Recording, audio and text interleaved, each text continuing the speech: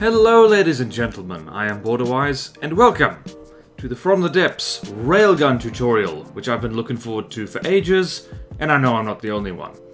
So this is kind of the third part to the not quite two-part series on the new advanced cannons in the From the Depths, and there's going to be two bits to this video. The first part, which we'll do first, is just building a railgun and explaining what how each of the railgun parts work, where to stick them, and just how to, the basic part.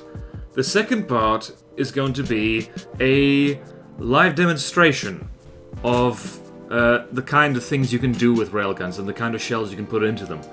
The short answer is that railguns make any form of kinetic shell better than they are. You can make very fast shells, you can make guns with no cooldown on them, and so they're only limited by how fast the railgun can charge. And yeah, but the downside to railguns is that they are expensive, they require the energy that's stored in batteries, and you've got to... I don't know, the Tetris isn't really harder than a regular advanced cannon, but it is different, so that's important. So, to start off with, we're going to make a shell and decide how big we want it. So I'm going to go here, 1, 2, 3, and let's go here, and I don't want to go completely nuts. Let's just have... Let's have 2 HE warheads, and let's have, just for giggles, a heavy head. Just because, why not?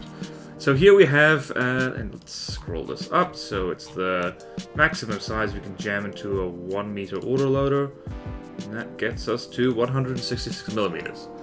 Okay, so the shell we have here isn't great. It is 166 millimeters, does about 1,000 explosive damage, does just over 1,000 kinetic damage, and it has pretty terrible armor piercing. So, that's not good. If you chuck rail energy onto this, it gets a lot better. So you'll see the maximum rail jaw is about 4,122. So that's the maximum amount of rail energy that you can put into the shell without destroying it, and you can increase that in one of two ways. You can stick railgun casings in it, and so if you replace gunpowder casings with that, you'll see that it climbs. It climbs quite a bit. The other thing you can do is just stick, let's go back to gunpowder casings, is that you can stick warheads in it instead. So you see it's 4122. It's now gone up a lot. In fact, it's usually better to use, if you want to increase this amount right here, it's better just to use more warheads than railgun casings, from what I understand. There's not a huge amount of point to railgun casings, so if we go here and say, do that, so you see the maximum rail draw is over 8,000. If you do the same thing with railgun casings, 1, 2, it drops a lot. So pure railguns don't really bother with railgun casings, they don't seem to be good for much. I'm sure they do have their use somewhere, but I'm not sure where it is exactly. It's probably to reduce the ammo cost. And actually, yeah, let's just check that again. And go here, so boom. So ammo cost of 82. And let's go here. 1, 2, 3. Okay, drop to 61. So basically this is when you want to cut down the reload time and the ammo cost, pretty much. And that's it. So, we're going to stick with the gunpowder casings. And maximum rail draw of 4,000 roughly, so over here you can preview it. So now this thing is going way faster, so it went from 598, sticking maximum rail draw in here, it goes to a lot higher. You stick 1,000 rail done, it's much faster. 4,000, close to max rail draw. This thing is going over 1,000 meters per second, it does way more kinetic damage, and more importantly, it also does a bit more armor piercing. So, this is not an ideal railgun shell, just so you know, because you want to choose whether you want to commit to kinetic damage or chemical warheads in these things. Yeah, that's quite important and relevant. In fact, let's be clever and stick a solid warhead on here, and now the armor piercing is way, way higher. And we'll stick one more HE warhead here. So it's still very fast, over 1,000 meters per second. And it's just 1 meter long, so that's pretty good. So now, the second thing you need for railguns is that you need batteries. So, these are the things here. So resources, batteries, and we're going to have a little 3-block stack of these 3x3x1 battery blocks. They hold a lot of battery storage. You can see down there. Where is it? Where is it? About 54,000 storage right here. So it's very power dense. Batteries are really good at that. And then you need some way to charge them, and there's multiple ways to do that. You can do that with steam engines, fuel engines, and RTGs for the most part. So we're going to do a mixture of both. We have one RTG right here. Hopefully that'll be enough, but if it isn't, we can easily fix that. So over here, we're going to put a turret down. I'm going to use a template. This little one-axis turret here. Whoop! And I'm going to just build this turret quickly. It's shouldn't take too long. And now, here's where the Tetris gets interesting, because we need a 166mm gun, and we need to have all the autoloaders and usual stuff on it, but we also need to put railgun bits on it. So, to start off with, we are going to have... Whoops. Oh, no. Oh, I goofed. I didn't put it on the turret. Let's try this again. Right. Here we go. Just put surge protectors in there, because for giggles. And let's go here, and 3 of these does the trick. And the beautiful thing about railguns, as I mentioned, is that there's no cooling needed for them. So, in fact, we can go back here, and incidentally, this particular shell would be a rail-assisted shell, rather than a pure railgun shell, because it's got using a mixture of gunpowder and rail draw in order to propel the shell. If we really wanted to go ham, in fact, let's do that, we can do something like this. So it has no propellant on it it has no propellant whatsoever. It is just warheads and other things like fuses and whatnot, and it's only being propelled by rail energy. So this is a pure railgun, and they work pretty well, and it's pretty straightforward. Rail draw is the same recoil force. So yeah, and this shell requires no cooldown, so the barrel doesn't need to cool down after firing this because it's not using gunpowder, which isn't completely realistic, by the way. Railguns in real life, the prototypes that people have been using, they have a problem because they leave molten metal streaked down the whatchamacallit. Let's have another solid warhead in there. Yeah, 22 Armour-piercing. That's okay. That's alright. So now here we are back on the turret, and we're going to finish off the turret.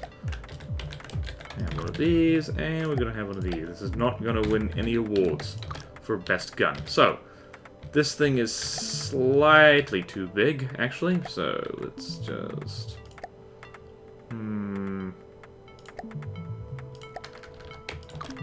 Okay, that didn't work.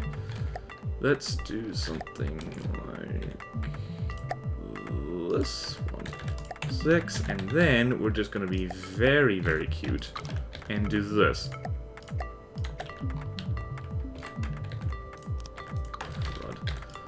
So, again, this is not Tetris that's going to win any prizes for anybody. So now we go here. So, this thing cannot fire yet, but no worries, it will be able to soon, for I will do this. I am literally making this up as I go, by the way. So, the railgun bits, here we go. Railgun parts, this is important. So, the first one is the railgun magnet attaching fixture. So this goes on the firing piece, on the side, and you can stick it on any side, but you need to know what mantlet you want. So we're going for the elevation mantlet. The elevation mantlet has a space just above and just below the firing piece. So, and that stops the second railgun piece, the railgun barrel magnet. This is very expensive, by the way. Just, you do not want to use any more of these than you actually need. So we can attach it here. We cannot attach it here. So it's not connected because the mantlet's in the way. So when you're using, say, the elevation mantlet, you can only stick 2 magnet attaching fixtures onto it. And for the other mantlets, the Omni mantlet and the elevation mantlet, you can stick them all the way around. So Omni Mantlet, Elevation Mantlet. But for the larger mantlets, so the Omni Mantlet, you actually can't use railguns at all with the Omni Mantlet because it blocks all 4 places that the magnet fixtures can go. So this is quite a handy balance feature actually, because it means that fixed guns, as in guns that are attached directly to the hull, which need the Omni Mantlet, they tend not to work very well if they don't have that. They can't use railguns. So that's which is a good thing, because fixed guns can be extraordinarily powerful even after the update. So we're gonna roll, and for the AA Mantlet, by the way, you can have 3 lines of magnets on it. But we're gonna stick with the Elevation Mantlet, and get rid of these, and instead we're going to stick recoil absorbers in here, because recoil absorbers are very necessary. Okay, so that's all that, and let's have some barrels. Just going to go check on this, see what length do we need. Only 4 meters do we need, so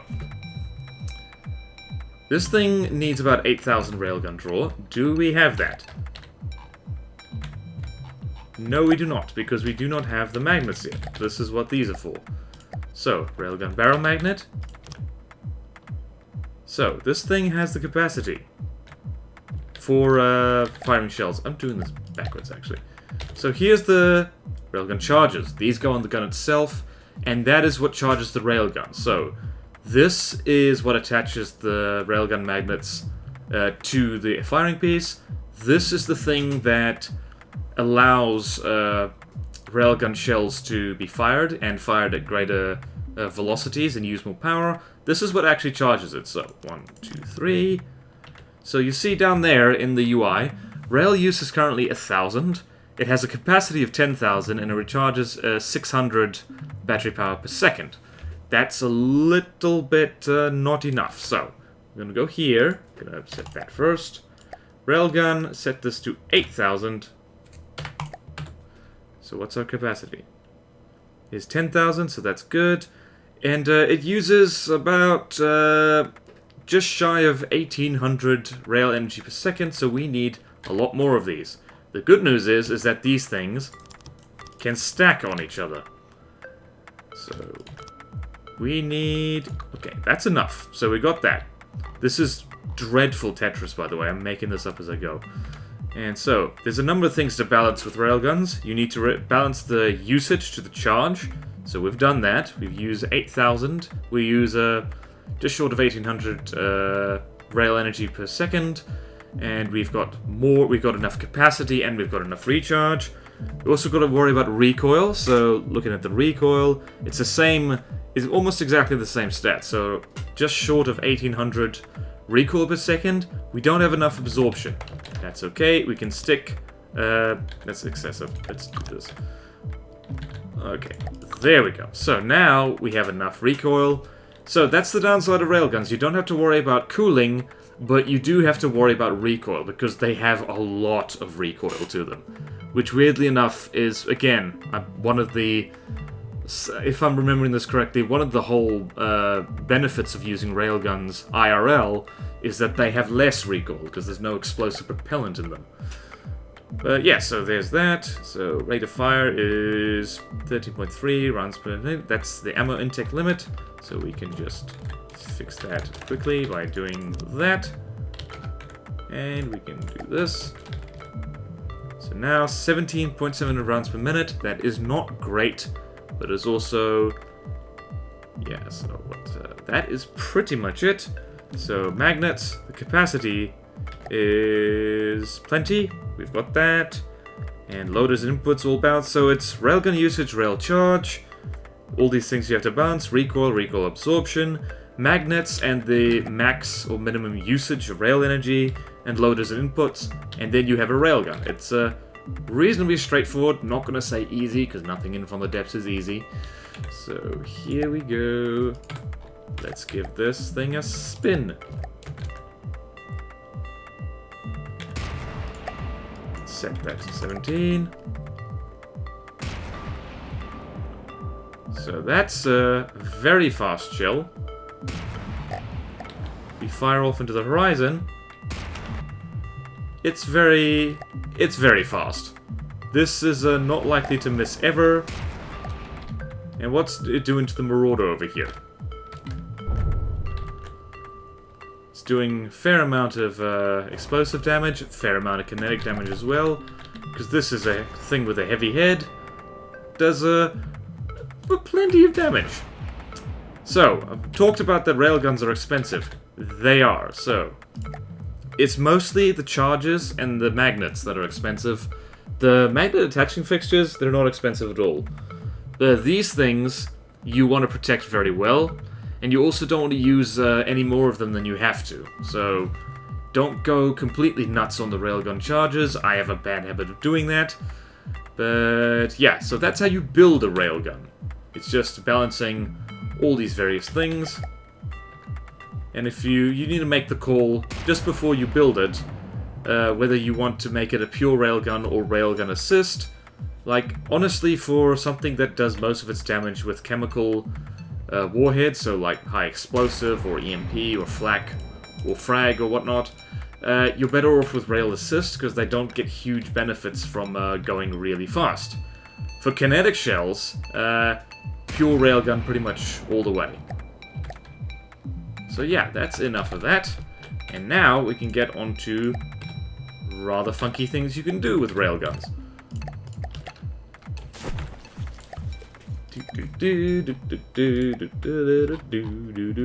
Railgun Showcase.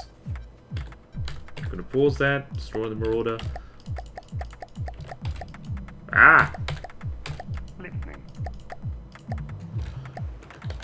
So here we have 4 railguns.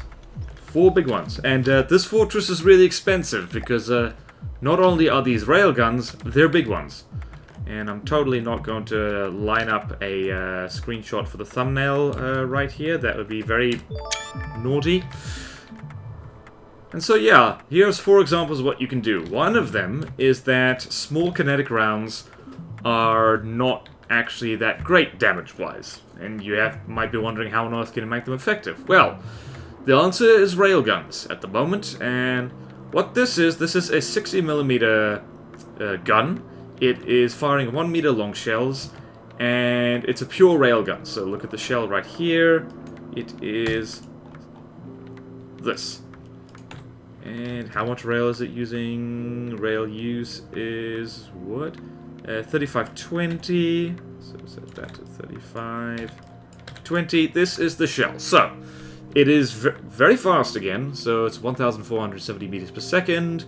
It is got 2100 thump damage, because this is a hollow point, so it's lots of solid warheads, and then a hollow point for thump damage, and then a whole bunch of sabot warhead bodies to get the armor pierce up. Because one of the great things with railguns is that, particularly for hollow points, it gets the armor piercing of the thump damage up to a point where it's actually very strong. This is 30, and thump damage ignores armor stacking bonuses and impact angle. AP modifier of shell is blah blah blah. And because this particular shell does 2100 damage, roughly, and has a thump armor pierce of 30, this can destroy metal beams with 1 shell. So, if we go here, you can see in the blocks corner, metal beam has 2100 health and armor of 15, so you need an AP value of 30 to do max damage to it, and these shells can do just that. So, with that in mind, let's show something that is metal beams. So a Kingstead, for instance. I love shooting at the Kingstead, it's great fun. So, here we go. So here is the Kingstead, and it's just knocked a block off. And it actually knocks off more than just 1 block at a time, because thump damage always hits multiple blocks at a time. This is a 60mm gun. This is not a big gun at all. So this only gets more strong once you up the gauge a little bit, and especially if you up the railgun charge. It's just deleting blocks off it bit by bit. Not great against huge targets, but against... you layer these up a little bit more, it's pretty good. Why are you missing, you freak show? Boom, boom. Just gonna have you fire for a little bit. Also, it's cool how railguns have no muzzle flash.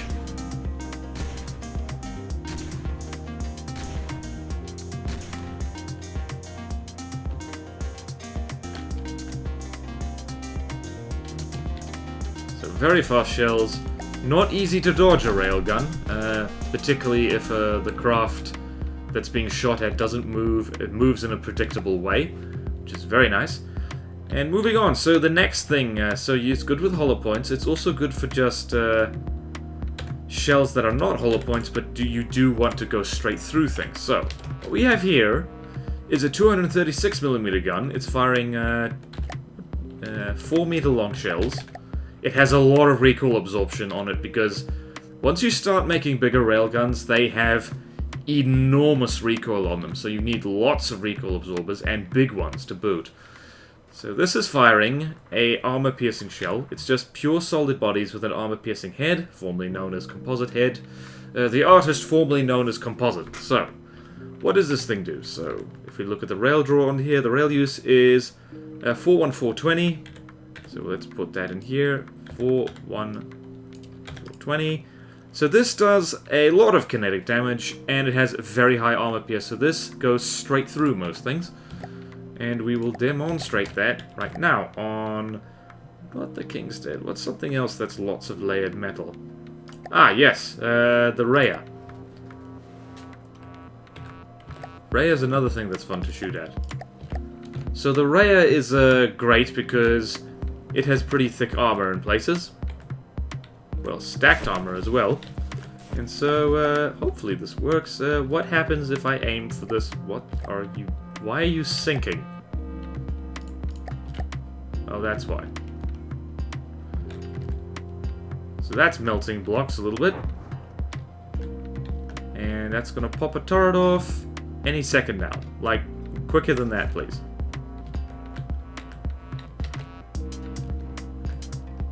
Let's aim for right here.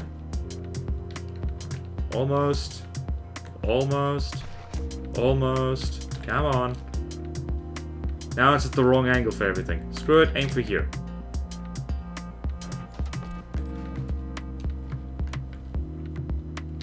What are you doing? Ah, that's what you're doing. Come on, I wanted to blow turrets off. Screw it. You can fire on your own, good sir. So this thing does not have a great rate of fire, but less than 17 rounds per minute. But it goes straight through multiple layers of metal, which is quite nice. Come on. I think that went... Hold on. That went all the way through, I think. Yes, it did. That went almost all the way through there. Come on. Fire for daddy. Now fire for daddy over here. Yep. So, given that shields do a lousy job of stopping shells, if you fire, say, a barrage of big railgun shells at something, that's a lot more likely to happen. Let's do that again. 3 for 3. Come on. Fire for daddy. Come on. Yep, there we go. So, the Rhea doesn't have spectacularly good armor, but it does have armor that is actually pretty good against the usual armor-piercing suspects, which is heat and hesh, because it's got this spaced layer in here. But a good kinetic round, a railgun round, can go straight through that, which is rather beautiful. And speaking of that, moving on to our third gun of the evening, or morning, or whatever time of day it is for you. This is a 500mm pure railgun. It has the rather terrible fire rate of about 8 rounds per minute. It is firing 8-meter long shells, and the Tetris is something I'm going to cry about later because it's rather improvised. I made this gun, it was firing about 3 rounds per minute, and then I, just before recording, decided, you know what, none of us have time in our life for that, and so I just modified a little bit to fire slightly faster. And this is a penetration depth shell, which, as it turns out, are not impossible to make now, but they are quite difficult. So, here's what it is. It is an armor-piercing head, so the right compromise between... Let's go down to here.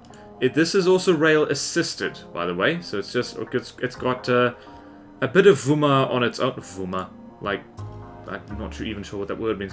It's got oomph, even without rail draw, but when you chuck 80,000 rail draw onto it, it... 2, 3... It suddenly is a lot more powerful, so decent armor piercing, not amazing, and lots of kinetic damage. This is important. If you want a penetration depth shell, you need a lot of KD. It's got an armor piercing head, 3 solid warheads, and 4 high explosive warheads. I'm looking at the wrong gauge. There we go. Now it's got 40,000 KD, 9,000 explosive damage, goes over 1,000 meters per second, has a penetration depth fuse, set to 5 meters because I find that's a good compromise between getting in nice and deep and not overpenning. And it's got a first surface time of 1, which is probably too much actually. Let's dial that down a little bit. Why did I bother doing that? That would do nothing. So it's got a bit of gunpowder on it, and that is just so we need slightly less railgun charges on it, because we've got 2 behemoth engines in the back here and a bunch of RTGs. They're doing hard work. So you don't want to overdo it. Or maybe you do, depending on what you want. So what is the trick with this? Well, it's very similar to this one. It penetrates deep into something, and then it explodes. And railguns are the best thing for this. And to demonstrate that, let's have the Norge, because the Norge, I believe, has pretty thick armor. I think let's just dive in here. It's got double layers, it's got spaced armor, it's got exactly the kind of thing that, well, Hesh will make mincemeat of this, but Heat will have some trouble. So, go over here, 1, 2, 3, monster thing with lots of recoil absorption. And also the Nord has shields.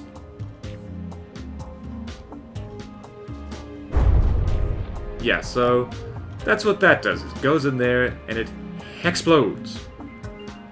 That didn't do a hell of a lot because of spaced armor again. Let's try that again. What the hell? Why'd you miss? Let's aim for right here. Come on. Almost.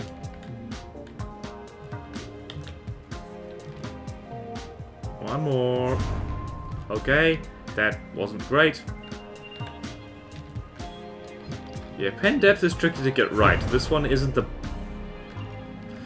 Unless it does that. It just blew up a gun on the other side of the ship, so...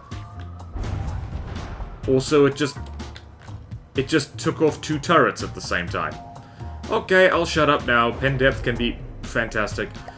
It is, good pen depth guns, with APS and grams, are the bane of volatile turrets. They just can, if they get at the right angle, if they hit the right layer, they can just dive in and just wreck shop. Come on, one more. There we go. Wait, I think that was an overpen. Assuming direct control. There we go. There's 1 turret popped. So yeah, so a penetration depth shell, it's not easy to do, but if you do manage it, it's like armor. What armor? I didn't even notice. And railguns are what really makes that good. So, I'm going to stick with the Norge for a second, because the last function of railguns is like, I've been banging on about how it makes kinetic effective, and how it makes shells fast and accurate, and just fast, accurate, and just generally better. There's an important feature with railguns that I haven't been stressing so much, and that is no coolers needed.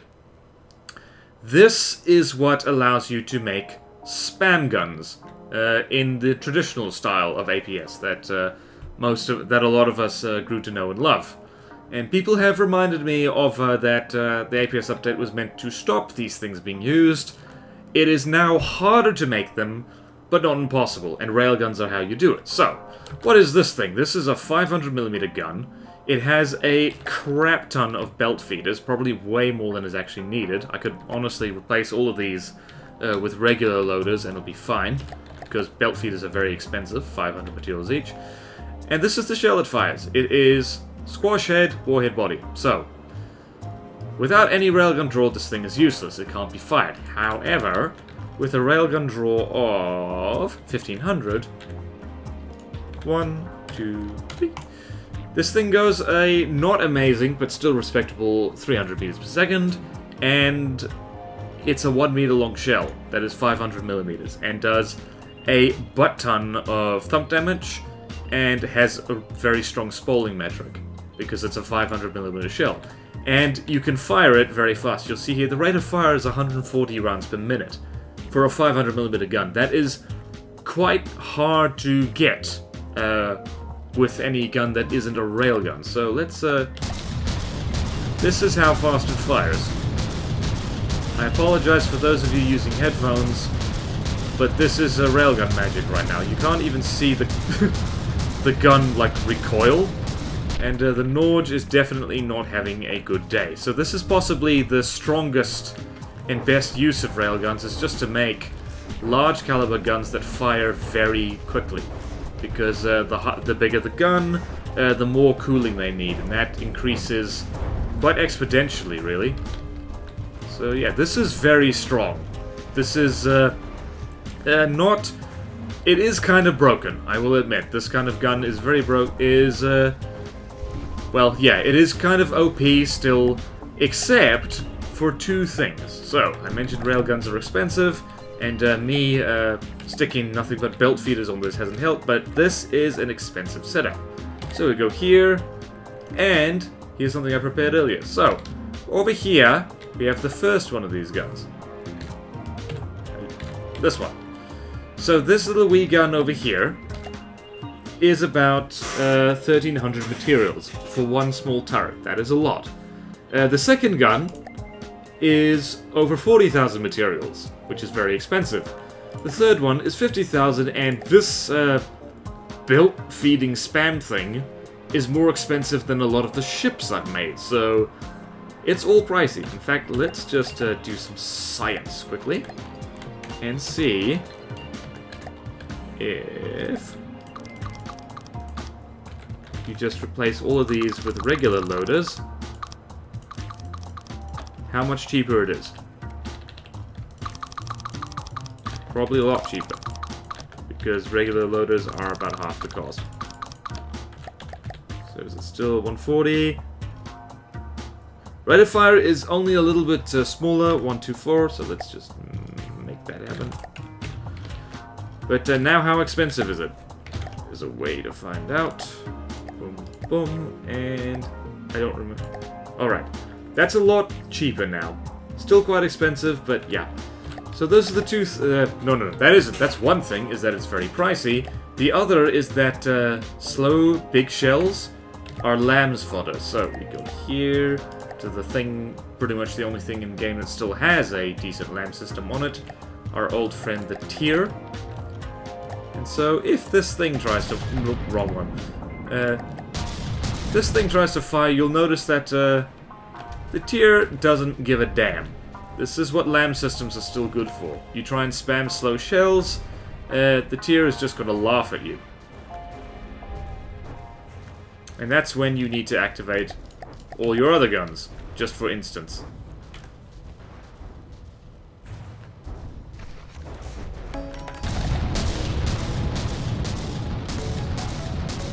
Woohoo! Railguns. Maybe this will be the new thumbnail. That'll be fun. Wait, let's get this angle.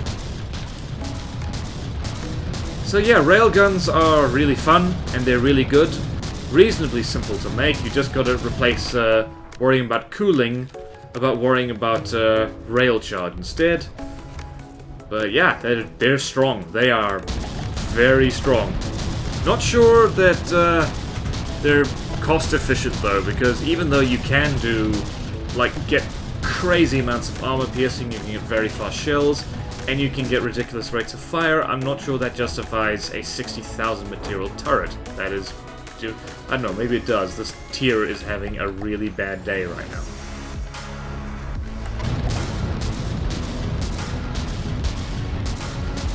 I could watch this all dang day.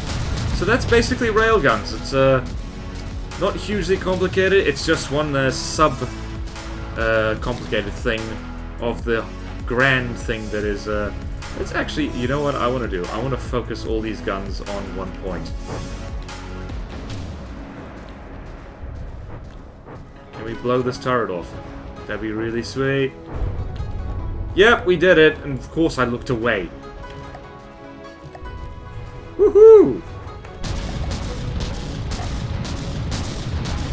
Let's turn to face one more time. Yeah, the tier's sinking now. That's pretty cool.